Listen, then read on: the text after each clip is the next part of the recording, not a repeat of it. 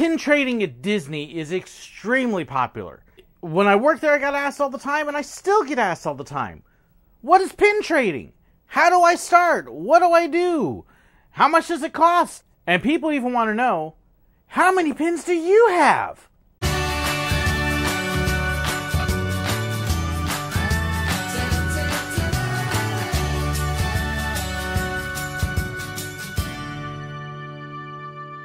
Pin trading is wildly popular at Disney World. So much so that it's actually even spread to other parks that aren't Disney as they try to copy them.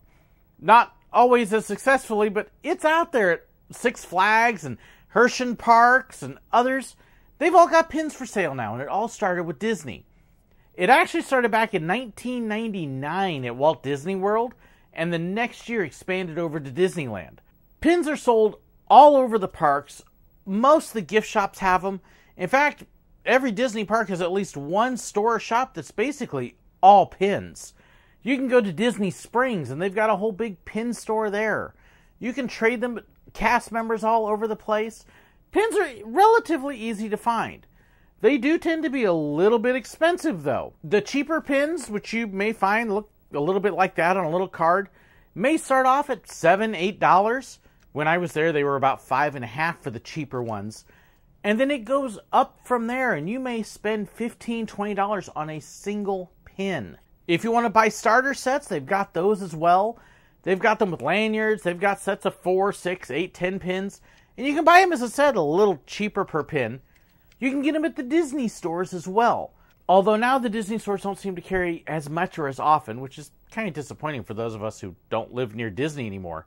You can even buy them online, although I would strongly caution against this. It's easy to look online and sites like eBay and other places and see these big packs of pins for like 25 pins for $20.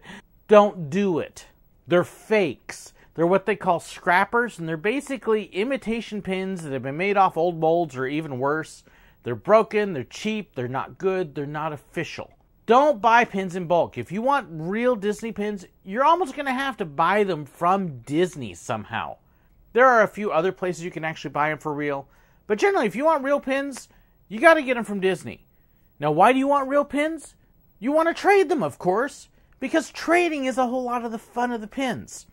If you go to any Disney park or sometimes even the Disney stores, you'll see the cast members all wearing lanyards with pins on them. Those pins are available for trade. There's actual whole rules on what you can do. You can only trade 2 pins per day with a cast member, for example. Some lanyards are specifically for kids. They're usually colored blue or green, where the black is for anybody to trade with.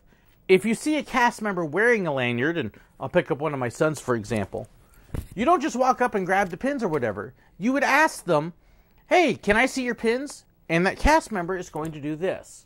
And they'll actually pull their pins out so that you can see the pins.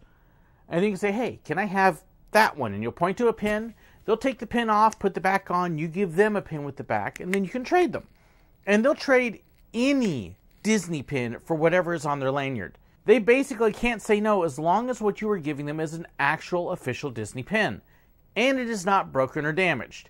If it's a fake or damaged or not real, then they don't have to take it. But otherwise, a Disney cast member is supposed to let you trade the pin. Again, if you're an adult trying to trade on a kid's lanyard too, they can tell you no. They can't sell you pins on their lanyards, but they can point you to the ones for sale. There are actually pins that are exclusive on cast lanyards only, but those change all the time, every year, so you never know which one's going to be an exclusive cast pin. Sometimes there's hidden Mickeys, but then they start selling hidden Mickey pins for real, so you can't even use that as a sign anymore of what's real.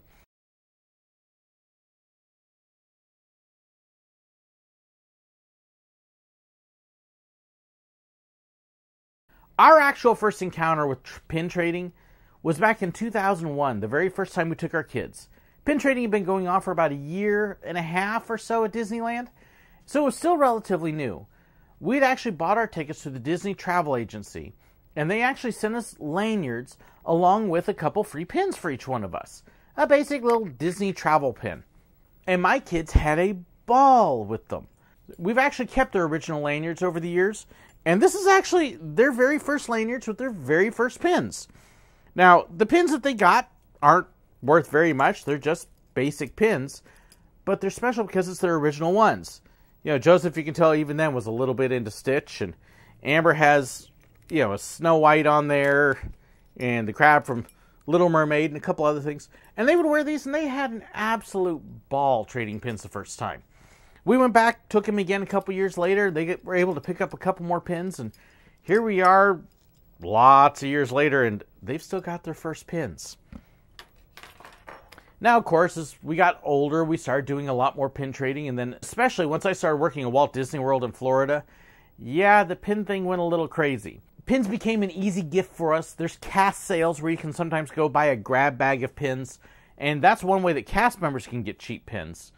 And we would do that, and I would give those as gifts to the kids. My son started collecting Stitch, so you can see he's got a couple Stitch pins here.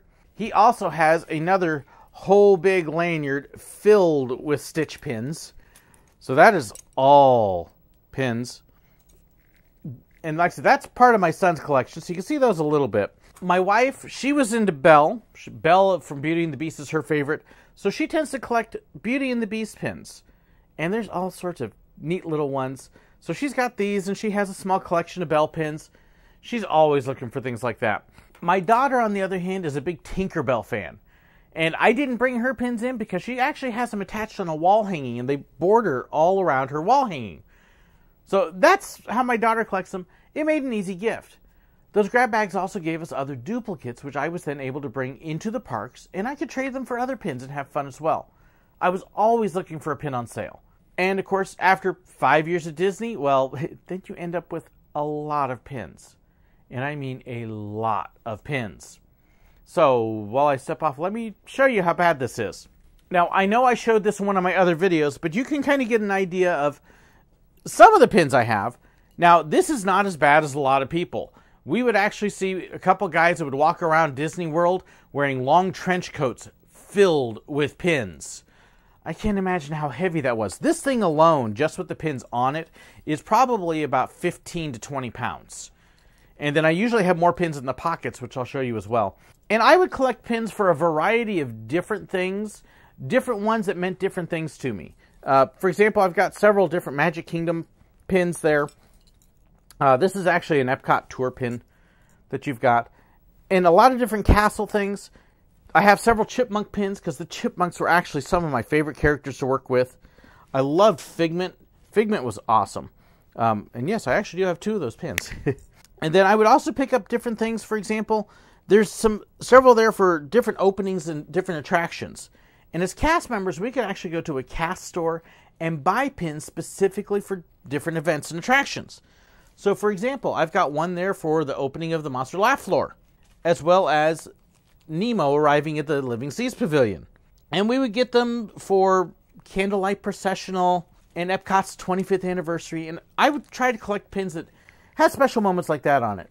I've got several Princess pins. Again, tried to collect all of the series. I'm missing one in that series there. And just other ones that kind of caught my eye. There's another series there of 3, and again, I'm missing one. I tend to collect a lot of pins where I'm missing 1 or 2. Cast pins that were a lot of fun were the safety pins. They actually had special cards for these, and I believe there's like 6 of those. I've only got a couple. A series of Narnia pins. Again, another cast pin for the construction. These were ones that we bought, special. The cast store called Company D would actually sell pins specifically for cast members. They were a special price, limited edition, and the only way you get one is if you were a cast member and bought it there. And they would even limit how many you could buy. I didn't always get the cast pins I wanted because I didn't always have the money. They could add up in a hurry. But I tried to pick up pins for cast pins that would represent when I worked. So for example, I've got several different holiday pins, all marking different holidays that I worked at the parks. It was just kind of a way to remember when I actually worked. And I don't actually have all of them on here. I've still got several that are in the packaging. For example, a Halloween pin from that year, and St. Patrick's Day, and there's another Christmas one right there, and Thanksgiving. So I've got several different pins like that. So that's the holiday ones. I've got a small set of Fast Passes. Again, there's another series never finished. Figment was also one of my favorite characters. I loved Figment. I started collecting these pins while I was working at Epcot. They actually made a whole collection of pins just with Figment, where you could actually get Figment in the costume for that country. And they did one for every pavilion at Epcot. And I've got almost the whole entire set. I am missing one lousy pin, and that's the Canada pin. And I tried the whole time I was there to get that pin. I could never find it. So if you've got a Canada pin with Figment, I would love it to finish my collection. Even now, I'll still go online sometimes to try to find that pin. I just can't find it anywhere. Drives me nuts. One lousy pin. And you see, I've got a couple other series there. This is also another favorite series I had, and I wish I had started collecting them and didn't start till much later. Where Mickey Was Honoring Heroes is actually based on a series of pictures, and they turned it into a series of pins. So that gives you a little bit of a look at some of the pins I've got there. And no, I haven't ever officially counted, but I think I'm somewhere around 100 and 150 pins. I've actually got several more that are laid out in front of me. There's a couple other special ones. I've got another cast member pin there. Earning my ears. Earning your ears is basically what a rookie cast member does. They wear this red ribbon that says that they're basically starting and they're learning everything. And so everybody, when you start off at Disney, has to earn your ears. And after you've learned what you're supposed to and you pretty much have everything down, then they'll come and take your ribbon. We would actually kind of laugh and tell people as they started, keep your ribbon on as long as you can. That way you can look and act dumb and get away with it a little bit because they think you're new. And I think I probably wore my Earning My Ears ribbon for like 3 months. Only had to wear it for about 2 or 3 weeks, but yeah, I milked that ribbon. Had a lot of fun with it. Also for PhotoPass, we did get a couple special pins made. I only got one of them, and it doesn't even say PhotoPass on it. But Chippendale with the camera, of course, being a photographer at Disney World, I had to get the PhotoPass pin. We'd actually designed a couple others, had a couple good friends of mine create designs for pins and submit them. And sometimes the cast member pin designs will actually get produced into real pins. Unfortunately, those that I saw didn't. And I believe there was one that was getting produced right as I was leaving, but I never got that one. But it was kind of neat, you know, as a photographer, you gotta have your photographer pin. I do actually have 2 other pins that I'm especially proud of. And they were actually given to me by my sister. And when you see them, you'll probably understand why I'm really proud of them. Because if you notice, that's actually the trading pin. And then there is the lapel. The lapel is just a basic 33, and if you look real careful in the middle of that, there's also a 33. These are actually from Club 33 at Disneyland, which you can only get into if you are on their exclusive list, and it's a very small list of people who pay a lot of money to get it. My sister has actually been to Club 33 twice, I believe. And so the one time she went, she bought me a couple pins since I'm never going to be able to get in there. So those are real special for me. Do I still trade my pins? Basically, no. I live in Missouri. I don't live anywhere near Disney. And the pins I have, there really aren't any I want to trade at this point. When we did go down to Florida a couple years ago on a trip, we did go Disney Resort hopping, and we bought a couple pins to trade. But I don't really have anything I'm willing to trade at this point because I don't have any duplicates. Would I trade pins? If I had pins to trade, sure. If I had the opportunity, I'd love to be able to get more pins. Pin trading is just a lot of fun. It's a great way to have something a little different to do at the park. My kids had a blast when we would go. We would always have a few extra pins because I bought them in those grab bags, and we would always take along 2 to 6 pins just to have something to trade, and we'd have a lot of fun. Hey, can I check out your pins? Let me see your pins. Ooh, that one looks good. And it just made for a lot of fun. So if you're going to Disney and you've got some extra money, you're looking for a fun souvenir that actually turns into an activity, check out pin trading. You'll have a lot of fun with it. Hopefully you won't get quite as many as me, but you'll probably build up a collection and have a great time. Thanks so much for watching. Love to hear what your favorite pins are or what else you've collected at Disney. Don't forget to like and share the video. Don't forget to comment below. Thanks so much.